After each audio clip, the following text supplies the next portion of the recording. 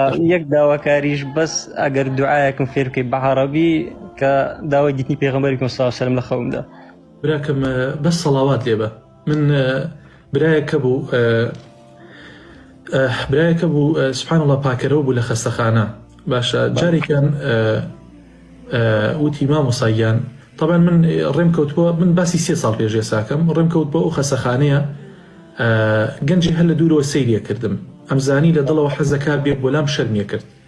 باشە ئیتر سبحان الله بە هۆکاری وەسڵ بڕینەوەمانەوە نزیکی بوومەوە، هات تەوقێکی لەگەڵا کردم، ماسیحەیەکی پێ بوو ئەو ناوەی پاکردەوە، باوشێکی پیا کردم وتی مامۆسای بەڕێز 3 ساڵ پێش ئێسا گوێم لە وتارێکی بەڕێزت بوو، وتت بۆ ئەوەی پێغەمبەر ببینی لە خەوا صلی الله علیه وسلم زۆر سەڵاوات بە، زۆر سەڵاوات بە.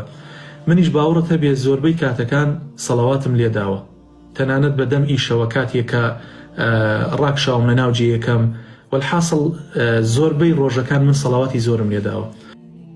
شوێ لەم شەوانەیە تۆم بینی بە منی و تۆم بینی لەگەڵ پێغەمبەر بووی صلی الله علیه وسلم، دەست لەناو دەستیا بوو، بەڵام دەموچاوی ئەو نور بوو، دەموچاویم نەبینی بەڵام ڕووناکیم ئەبینی.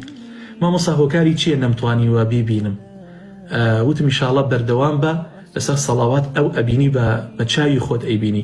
جا یەکێک لە نیشانەکانی ئەوەی کە بتوانی پێغەمبەر ببینی لە خەوا صلی الله علیه وسلم جێبەجێکردنی سونەتەکانیەتی. ئیتر لە سنەتی عیبادەتیە، سنەتی مەلامحی پێغەمبەر صلی الله علیه وسلم، ئەتەکێت و ئەخلاق و هەڵسوکەوتی پێغەمبەر صلی الله علیه وسلم ڕۆژانە شەوانە چی کردووە، شوێنی بکەوە سەڵاواتێکی زۆریش لێ بدە، یەقینت هەبێ ئینشاءڵڵا پێغەمبەر بینی صلی الله علیه وسلم لە خەودا.